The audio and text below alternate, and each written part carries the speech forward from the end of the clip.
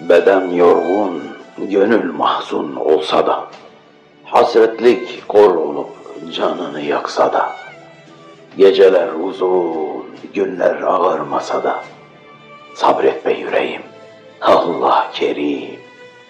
Şu fani dünyanın vefası olmasa da, imtihanların günden güne artsa da, dünya gurbetinde sürgünün uzasa da, sabret be yüreğim, Allah kerim. Derler ki umut kuşun kanadında, benim bildiğim umut Allah'ın katında. Gönül göğünü gam bulutları kaplasa da, sabret be yüreğim, Allah kerim.